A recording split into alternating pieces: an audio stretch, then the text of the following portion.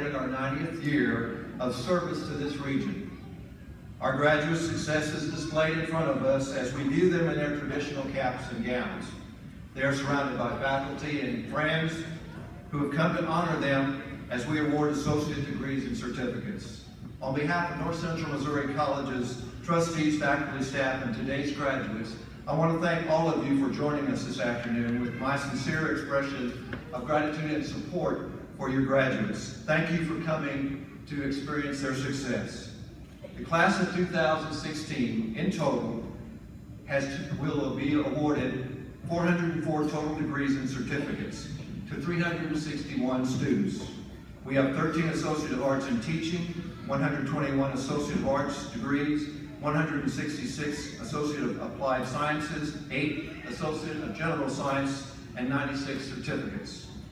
The average age of our graduate is 26, with the oldest graduate today being 61 years old, Mr. Chris Haynes of Stewartsville, Missouri, with the youngest being 18, Emily Mazzal, who is from Galt and will receive both her high school diploma and her associate's degree.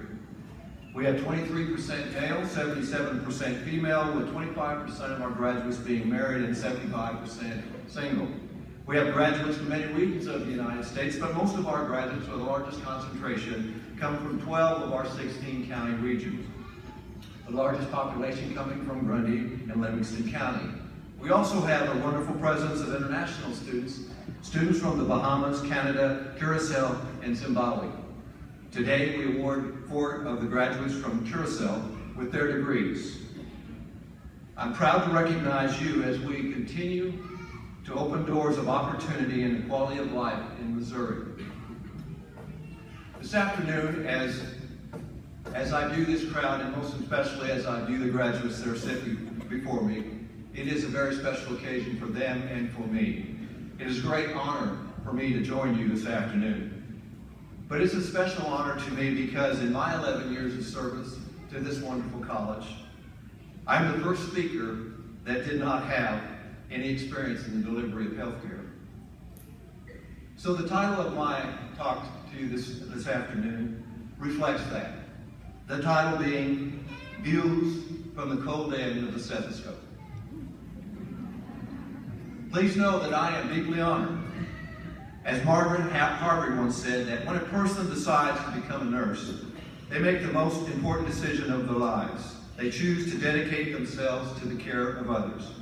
Although she referred to nurses, this can be said of any healthcare profession, as each seeks to serve this noble undertaking. For me, I have long admired those who seek to make a difference in the lives of people who oftentimes are experiencing one of the most difficult times in their lives.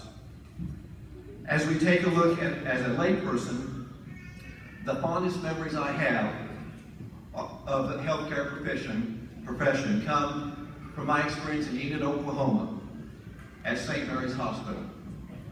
My wife and I just delivered our first child. It was a particularly difficult birth, and we attempted natural childbirth for about 5 hours and learned that the umbilical cord was wrapped around our baby's neck.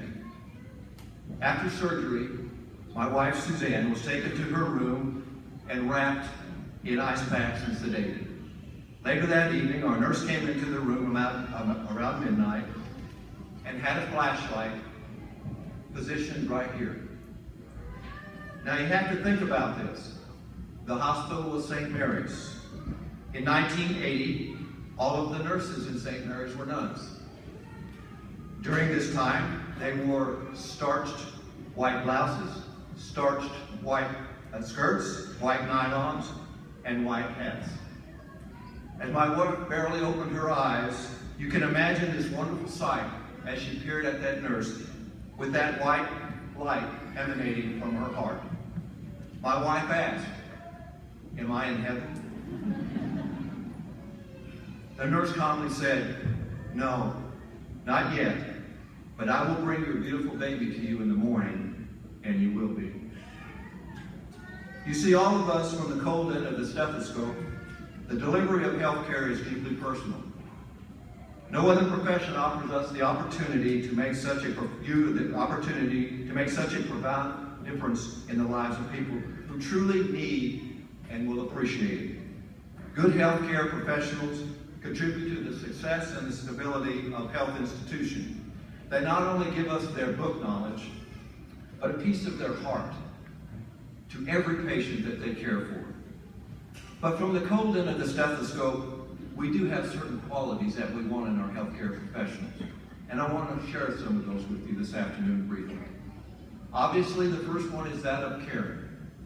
As an effective professional, caring, understanding in a non-judgmental way has a strong ability to empathize with patients from all walks of life.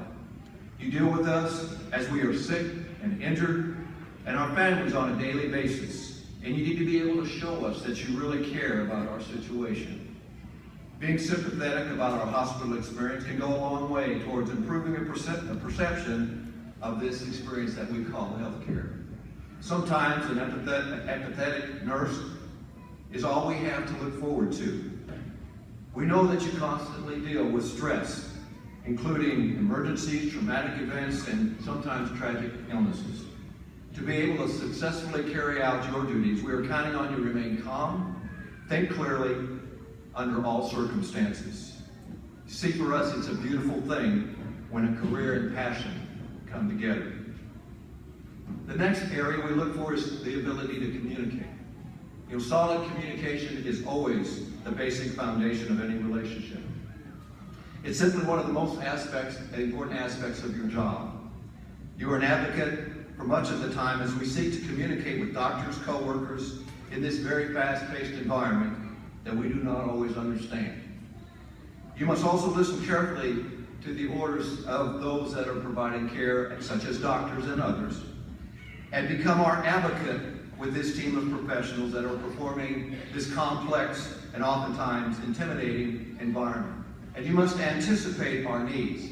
Effective communication skills are particularly important in preventing medical mishaps. Part of communication is asking questions. As Albert Einstein once said, the important thing is to never stop questioning. We want you to be responsible.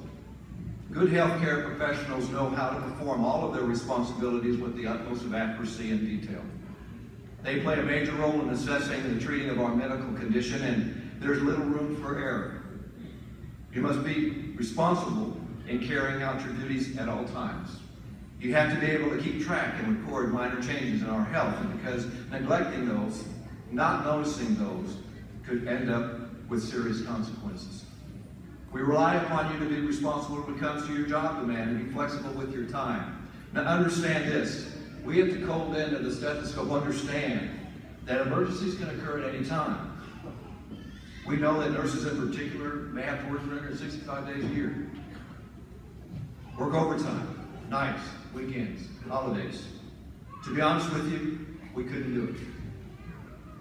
But we're counting on you to be able to do it.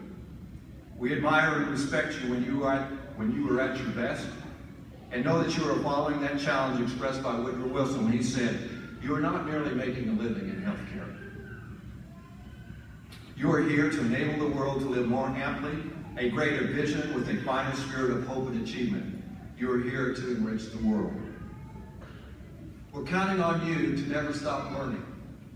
Whether it's continuing education, casual learning, or formal academic programs, we need you to go back to school forever. You see, the most effective means of treatment is always within our reach, but we must reach. Florence Nightingale put it this way: unless we are making progress in our nursing every year, every month, every week, take my word for it, we're going backwards. She continued, nursing is an art.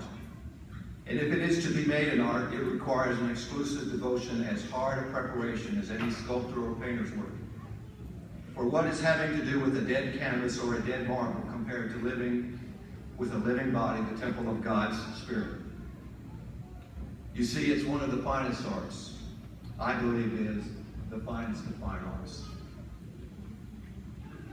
Lastly, we need someone to admire. When we take a look at you, you have to know that you're the person that we admire.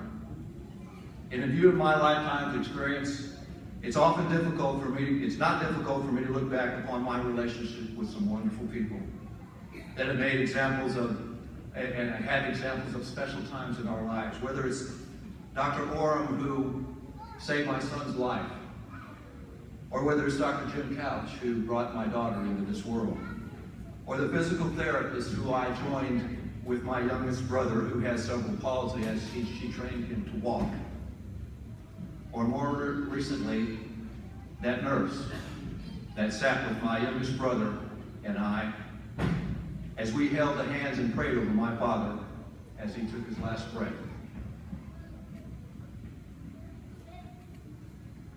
But far and away, the man that I most admire and that has dedicated his life to providing care and dreams for their future for literally hundreds, if not thousands. And I'm proud to call this man my friend, and he has provided me with inspiration and drive for over 10 years. I simply never, ever wanted to let him down. You see, wherever we go, every time I am with him when we take a trip together, someone walks up to him and says, "Dr. Cross, how are you? I'm so-and-so, and you delivered me. Do you remember me?" Dr. Cross smiles that wonderful sideways grin, takes their hands and said, "You know, you've changed quite a bit since then. But it is sure great to see you again." His many patients still admire and love him for his adherence to the principles that I've already mentioned to you today. You see, he is a walking, living example of that which I try to impart to you today.